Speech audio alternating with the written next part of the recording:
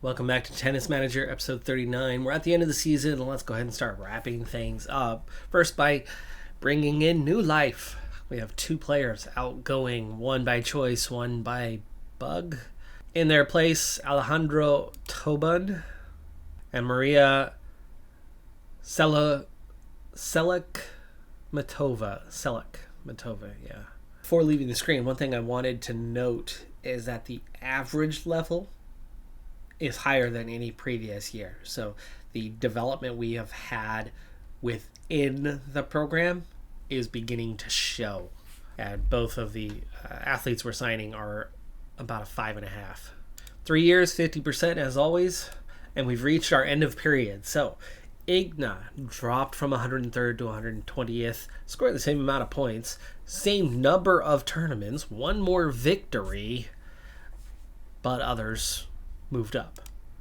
Madaras, down 5 spots, about the same, but only 17 points, only 3 wins. Nas jumps from 15th to 2nd, 2,200 points, won the U.S. Open Junior. Fantastic stretch. He won 2 tournaments, 24 wins in 27 matches played. Manicella heads out, continuing his slide. He was in the top 20 at one point this season, ends up finishing 52nd, 283 points, 9 wins from 15 matches played. He started above Nos in terms of competitive level and rank and finished well below, dropping down to lower levels, still couldn't win. And he's going to head out. Tadaway heading out, continuing her slow climb. She had been in the first tier for a couple years, second tier for this entire year, not winning very often. She got 2 wins in 3 tournaments, a lot of second round or first round exits, very rarely going past that point. But slowly but surely, her rank did climb. She started the year 7-something, and she finished the year at 560. Uni is going to finish the year with a slight drop in rank. Not that she was doing poorly. She was actually doing quite well here. She scored 816 points down the stretch, much better than her last period. Secured a lot more prize money. 5 tournaments, she won 1 of them, and won 11 out of 16. It's a good rate. That's where we want her to be at, but her rank still fell. Main reason was a year ago at this time, she had one of her 2 signature wins of the year a year ago, and it was a bigger win than the one she had during this period this time. So the points offset hurt her a little bit, but it was actually a really good stretch. The annual the financial report really doesn't tell us much. Really doesn't, because all the expenses that we incur through development of facilities doesn't get separated. It's all in there, so it's really hard to tell. What you can tell, though, is watching trends such as this. So to open December, we get our influx payment and we spend it immediately. So we went from 172K at this time a year ago, so we're off by a few hundred K, but then we spent virtually all of it. But you can see how quickly we rebound and then spend. Rebound a little less quickly and then spend a little bit less quickly, and then a nice little stretch here at the end of the season. That end of season stretch, those increased funds were uni rebounding and performing well and making some additional funds. That certainly helped, but it was also the influx of sponsorship cash as everybody was hitting their marks and getting those payouts. We picked up a few $100,000 that way. But in terms of that profit and loss, there's kind of that, again, monthly trend of here's the bottom line, the 0 in the black or in the red. But in the red, we're all upgrades. That's what put us there. Otherwise, it would have been a little bit profitable month by month by month as you went throughout the year. For the earnings, you can see the big plus that we got from the upgraded facilities. We went from about $350 a month to over $400K. So we increased by a good $55,000 our monthly income through the facilities. But then the equipment supplier, you can see how we got a big boost in December, January, signing new contracts, and then August, September, October, when we cashed in on bonuses for the year, primarily the perform in or participate in 20 tournaments. And then tournament finances, there's a bit in there. But it's the academy businesses that continues to be our main influx of cash. Last year, see, I didn't realize we topped 400K last year. I thought we almost got to it. We got almost 500K from the board last year. With that, we would easily get the 940 we need for our next upgrade. On the expenses side, I know the face cam is covering part of it, but the infrastructure is the primary one. And it's got 3 big peaks from the upgrades. Again, I wish they would separate that as a separate category. One-time expenses, right? One-time expenses, like an upgrade, should be separate. One-time expenses, like firing a staff member, should be separate. Those kind of one-off occasions shouldn't be counted the same way. Now, yes, they should be counted, obviously, but they should be counted separately. One-off occasions, so that you can separate what is your actual operating window with your finances. Matters so much more than those one-offs. Anyway, the staff expenses, we had some signings in December, a little bit of a boost, but otherwise it was pretty steady throughout the year. This was consistent throughout the year. Well, we have 6 vacancies to fill, 2 of which we just filled. 2 new youth players coming in. Medichella and Tanaway are out. So now I have 4 spots to go in and fill. Whoa, level 7 agent. Willing to talk to us? US based. I know, but this is our first level 7. I'm a level 7 actually, so I guess that would count as our second level 7. Not very patient. We're going to have to really bump up the signing bonus on this one. And wow, we are talking about expensive, but this is somebody who's going to be really good at negotiating contracts. Level 7 seems to be within reach now because I just got to my first attempted negotiation for a level 7 physio based out of the US, so one that works for us, and they are willing to sign. We're going to have to start with a 1-year contract, but that is easy enough. We're going to need quite a few, probably 6. And 1 tick up on the wage. That should go through, you would think. Okay, we've got a level 6 for the second one that we were going after. There was no more Americans to help kind of push us up about a level. And actually, I went through quite a few level 6s before we got to this one. Monthly wage is going to be a little bit lower than the other. We'll give that 1 uptick, but the signing bonus is going to be quite a bit higher.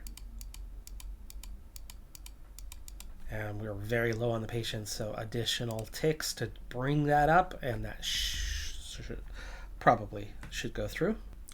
Whoa, a level 9 trainer. I didn't even see what her category was. I was just like, it's an American level 9. I'm going to start by clicking on those, as I have for all of them, going, I know it's not going to happen, but we might as well give it a shot. We have a level 9 trainer based in the U.S. willing to sign with us.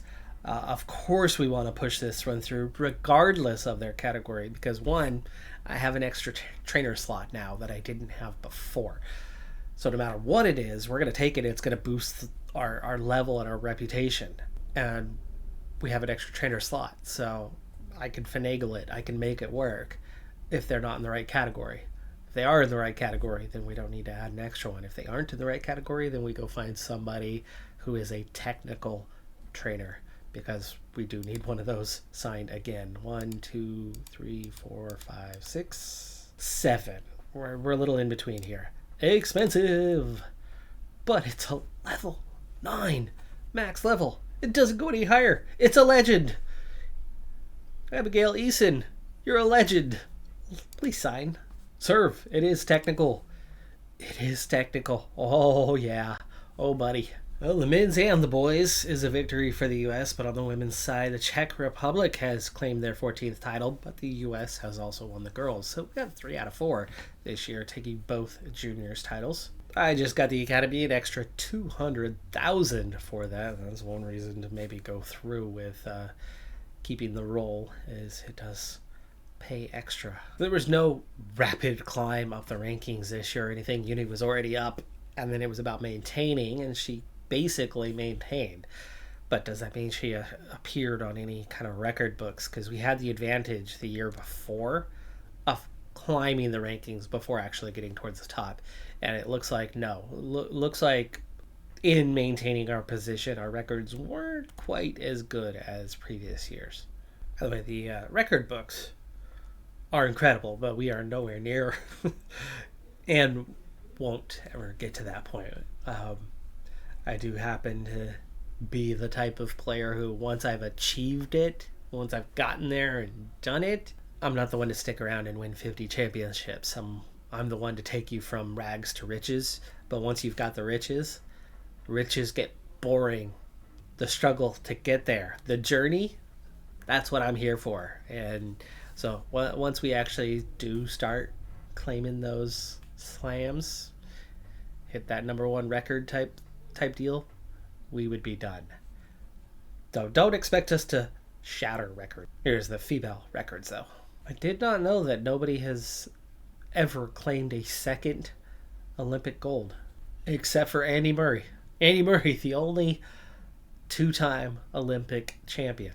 At the end of the year, it was Gallego who beat Noss for the junior tour finals for us to stay second. Gallego, I'm getting a little bit closer on his scouting report, but it's still really high. I mean, we're looking at almost everything is guaranteed to be a 10 plus in technical, where we only have a few 10s for Noss and nothing above it. Yeah, much stronger player, but still working on that evaluation. But we have all four ready to sign. That's fantastic, and they are all significantly higher than the experienced 3 and 4 staff members that we just let go to replace with anything from a 7 to a 9. 479,000. The money tree gives. That is the board injection for the year, giving us 1.1 million that we're going to immediately spend by going to the business center and spending 940K on the restaurant. It does come with a pretty expensive uptick, like 18K, but it's the biggest one. It is the biggest it's the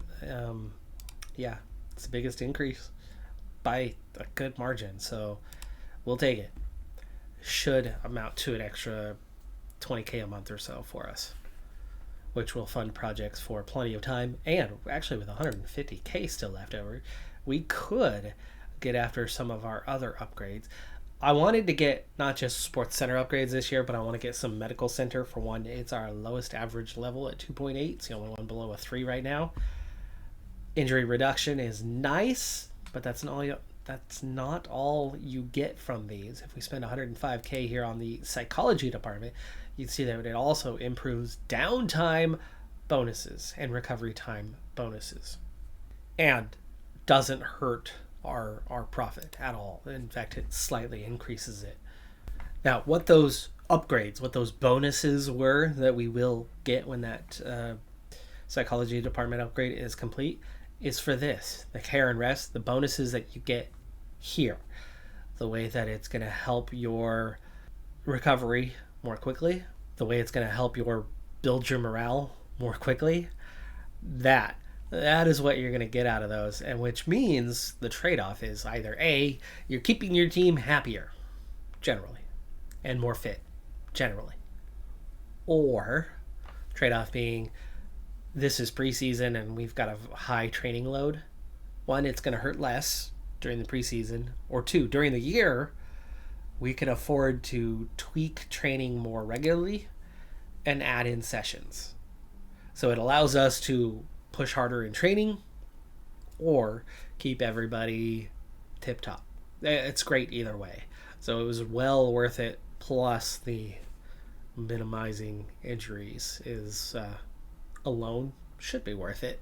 So yeah, a couple medical upgrades will come this season, and then we will kind of lock in on the sports center upgrades from there so that we get more training bonuses so that we develop more quickly. Last year I didn't even bother showing our negotiations for sports goals for the year. Choban and Sella, well, they're going to be easy. 250 for the ranking. That's it. That's all there is to it. They don't expect us to push that. Top 10. This is another Russian athlete in the program. I don't know why the game's doing that to us, but okay. As rankings push, Uni stays the same at 16, nobody above her retiring. Nos inherits the number 1 spot in the rankings.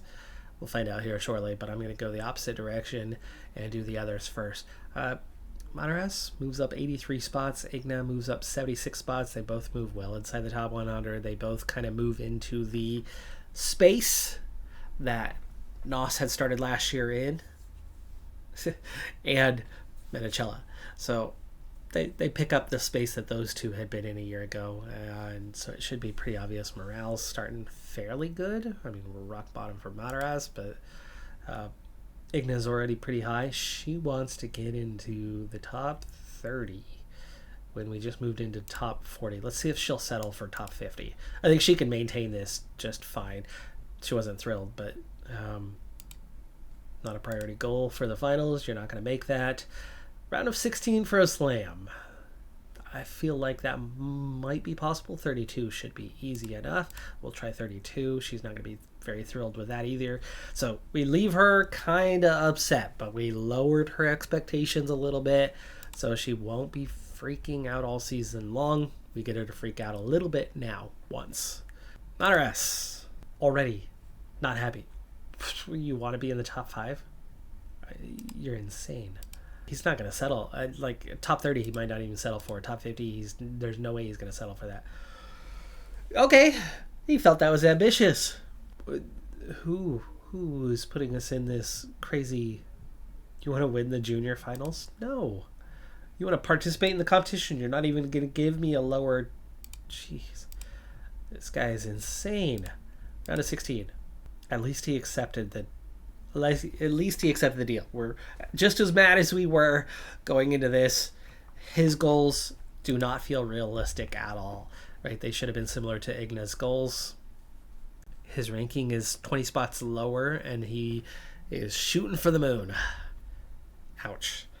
All right, Uni, what is it going to be this year? You're very happy right now. I want to keep that. I think you can do better than top 50. Let's maintain a top 30, though. Okay. See, she was wanting to aim higher.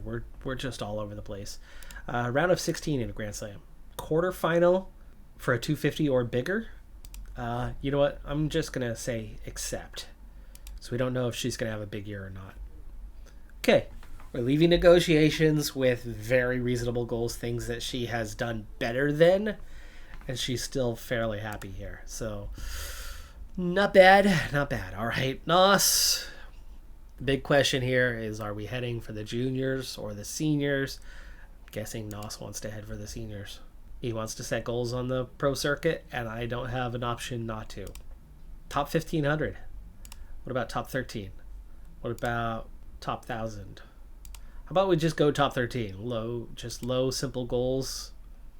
See, he's happy with that one. He's still technically 1.5 stars, but he's about to break into 2 stars because he was really close to Menicella, right? He was well under a year of development behind him. Okay, you want to get to a round of 32 in a small tournament?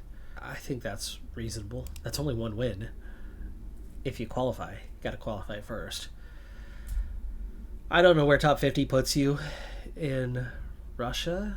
This is senior, not junior, right? So we don't know where that fits in. Ooh, do we want to avoid goals? No. Let's set goals for the juniors. But I can avoid it, and he's already happy. And it made him more happy. And it took all the pressure off. We have no pressure on the juniors anymore. Nos can get away from them and just play slams at the junior level. And then we can focus on his senior level and development otherwise. We need to get him his 20 tournaments, but otherwise it's thing we got to watch out for is our 2 windows of slams preparing for the juniors. I want him to do well down there if possible. Not necessarily a big deal. He got 1 slam last year, but we'll see what we can do with him this year. There's no pressure. There's no goals. But we've got the Australian Open at the beginning of the year, and then the other 3 are sort of back to back to back. They're pretty close together. So that's going to be a window where we want to get him in form. Otherwise, I think we can kind of do whatever we want through other periods of the season. And I think his goals are going to be extremely reasonable. All right, let's start with some training reports from our first week of training coming back. They are training heavy workloads, so you could see some decent development, but it's also, right now, cardio fitness is what everybody's getting, so it's not necessarily regular training. It's preseason training. So agility +1 for Nos. Mataras gets return up to an 8 and footwork to a 10. You can ignore kind of the first training sessions for the newbies because we don't have a baseline. We would just think of it as 0. And if they gain 10% from 60, it would still show 70 and +70. But natural fitness only a 4. Agility only a 4. We're going to need to really work on physicals for Tobin. Sella gained enough. Natural fitness up to a 5. Stamina up to a 6. But again, we don't know what these margins were.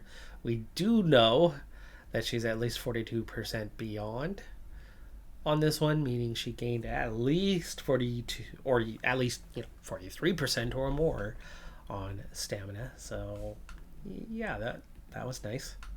Let's get a quick look at Sella and Tobin, see how they are, and then we'll compare the development because we did this time a year ago, or at least end of preseason anyway. Okay, so Sella, decent physically already, but her balance, agility are a bit off. Mentally, that's weak. That's rough. 5.56. Definitely need to improve her mental attributes here very, very soon. Technically, not very balanced. She's got a 3. She's got an 8. She's got a bunch in between. Lots of 5s and 6s and 4s. If anything, I'd say this is probably about a 5 average, but it's hard to tell without crunching numbers because it's so far all over the place.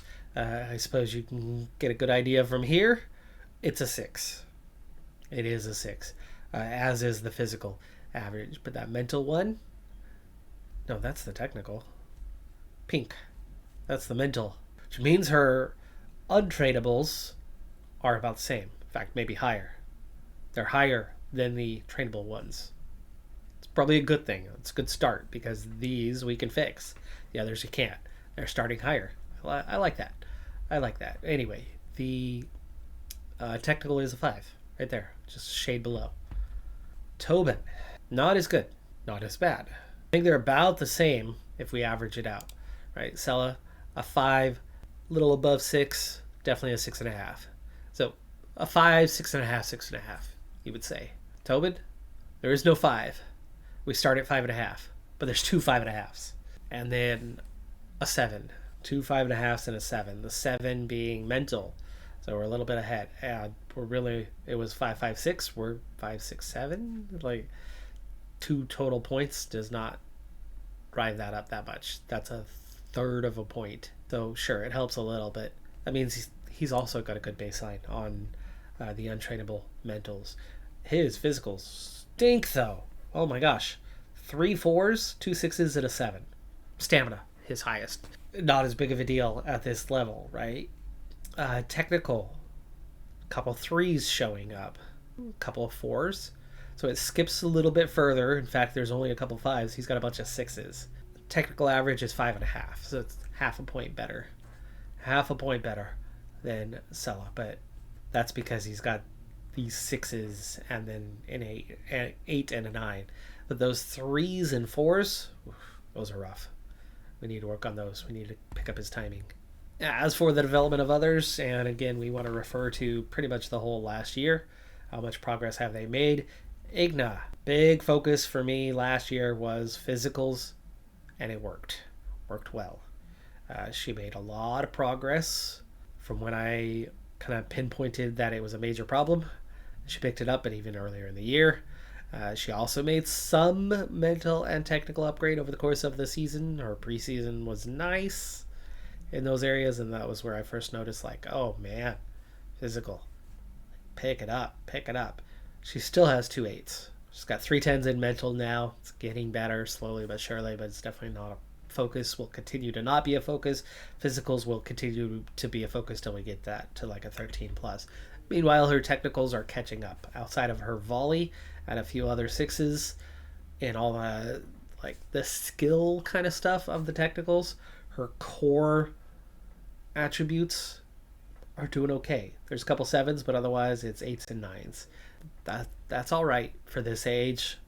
That one I'm not concerned about. I am concerned about this. Madaras. Remember, Igna started well behind, and she's a late bloomer. Madaras, the early bloomer, but a little less potential. Doing all right. We're almost 10 plus in everything, except for his volley is awful. But then he's got a few 8s as his next lowest, and only a single 9. Everything else is 10 plus. All of his physical and mentals are 10 plus already, but he was a little more balanced in training this last year, but not by much. I really did push the physicals a bit, especially when he was really low. He's not so low now, but we're definitely not in that 13 plus yet, so that will still be his main focus for a little while. Nos. Same sort of deal, and we're almost there. We got 3.12s. Once we have that, we've got kind of a baseline for his physicals. And what's the result? He won a junior slam. He's now the number 1 junior in the world. The mentals are almost right there with it, with 114. We got a 12 and 11. I think both of those will easily hit that 13 plus mark this season. And we'll be moving on to technicals at that point to bring them along. And then we're doing that same thing for, hey, he's a junior, he's got 4.10s. That underspin is a real problem. Otherwise, everything's 8 plus. I might get sneaky here at some point and train the underspin and the return and the forehand, the backhand, the stamina, and get a few easy levels. Bring him up just a little bit more, make him a little bit stronger. He's got to start playing in the seniors for the most part this year. But you can really see that the focus was on physicals this last season as he went from a 10 flat to 13 and a half. Picked up 3.5 levels in 1 year on the physical side. And meanwhile, we went from about an 8 flat to just above a 9. So we gained just a little over a point in technical and mental. And realistically, almost half of that came during preseason. Uni, she is not an early bloomer anymore. And she's pretty close to that potential. She's still improving, but it's very slow. It's very moderate. The physical and mental average is great, and it's not going to change much. I think she's one we really need to kind of snipe those bonuses, like get that stamina, get the tactical skill, get that counter up, because her development is so much slower than everybody else's, and she plays more tournaments than everybody else because she's the cash cow. So getting her a little bit of help, giving her another level where we can, very helpful for her. Now, her focus for the last few years, 3 years, 4 years, has been technical. And we've finally gotten everything 10 plus. That's great. That is fantastic. But none of it's 13 plus. So she's still just a decent player. And that's why she's only just barely inside that top 20. She has good tactic. She has good physical and mental to be a top 25 player.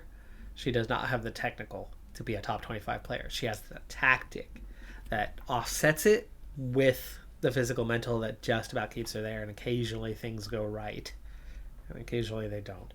Technical, slowly gaining ground throughout last year. That is a lot of development sessions to be where we're at. And that was from about an 11.25 to an 11.75 to gain half a point last year. Planning the first period of the year, scheduling wise, Sella, lowest level, Tobin, lowest level. They're just starting out. Looking back on Igna for last year, she spent part of the year in the second tier. It was early on. She then spent the whole remainder of the year in that third tier, at the 100 level.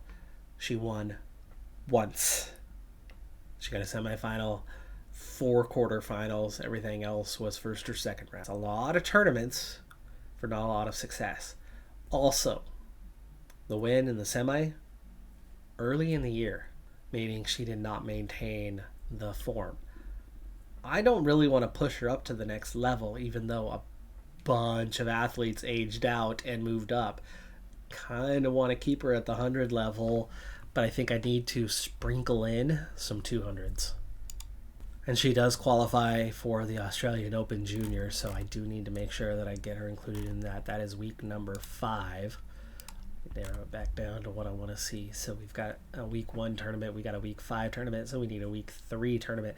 Let's keep it a 100. Let's let her get some wins and build some form. We'll sprinkle in the 200s after in that in-between period. I doubt she's going to be too hurt if she loses in the first round or second round, so that's week 5. We'll try 200 for week 7. I do like to get a mixture of every other week and then every third week. In the past, I was just doing every third week, which was great for development, but we were not getting those 20 tournaments. We were not getting our paydays. We need to make sure we do get our paydays, so we need to have a mixture of every 2 weeks or every 3 weeks.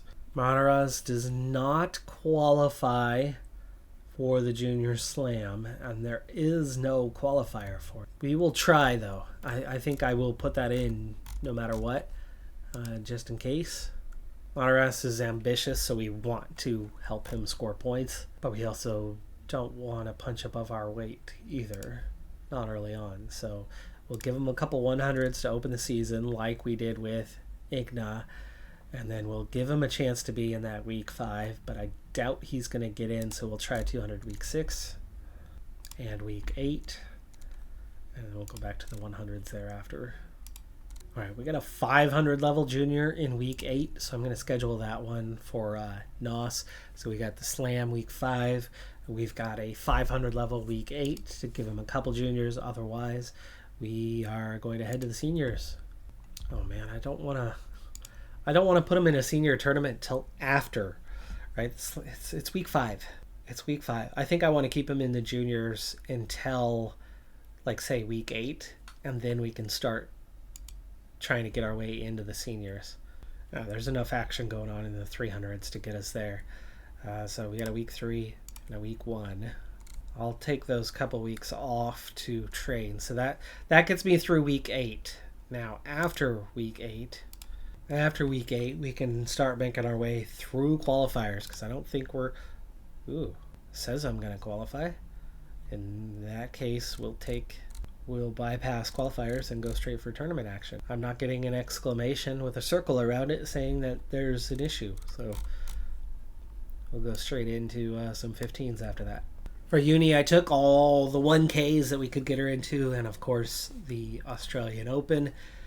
It's going to be a busy stretch for her, but her development is so low now that realistically it's all just about the cash cow status that she has. She did get injured at the end of the last season. She's now fully recovered from that. Sella's first regular training, not looking very good. 4% gained. Tobin, 38.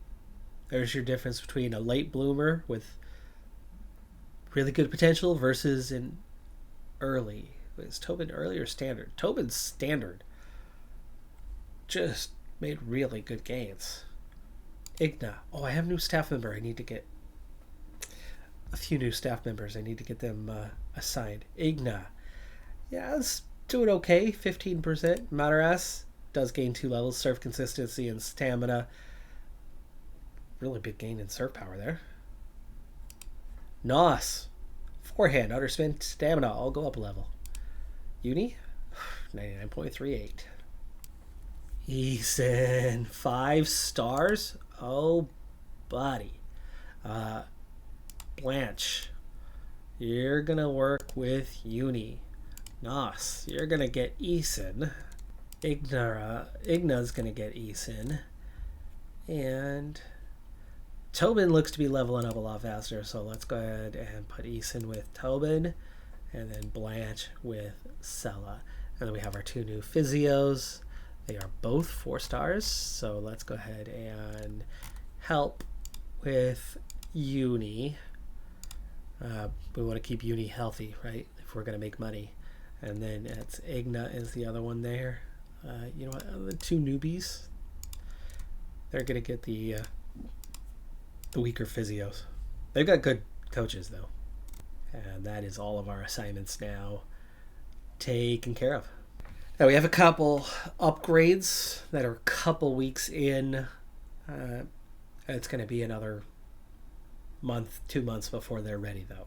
So we do have those upgrades on the way that will impact the ratings, but the staff part, everybody's confirmed or hardened or experienced now. We've got much higher levels, and as a result, just from staff, right? No new facility upgrades are complete. You don't get the reputation boost until they are complete, but our reputation has grown to 3 stars. So we are still the last academy in game. There's so many other academies. It'd be really nice if this game had just a few more academies, just lower end academies. There's plenty of them out there. So many academies. I've driven by I've driven by a few at least that definitely don't appear on this list and have some big names tied to them. Anyway, the baseline for anybody else is 3.5, and then there's 4 stars. That's it. IMG, of course, has the biggest reputation. I'm surprised it's not bigger, but we're getting there. We're getting there. That 2-star in scouting, though, that's still hurting us. That is definitely still hurting us, but we are making progress. We've hit that 3rd star, and we're a 1/2 star away from catching up to almost all of the academies. That's going to do it for this episode, though. I'm Decathlon Gamer. Like, comment, subscribe, and I'll see you next time. Have a good one. Be safe out there. Bye for now.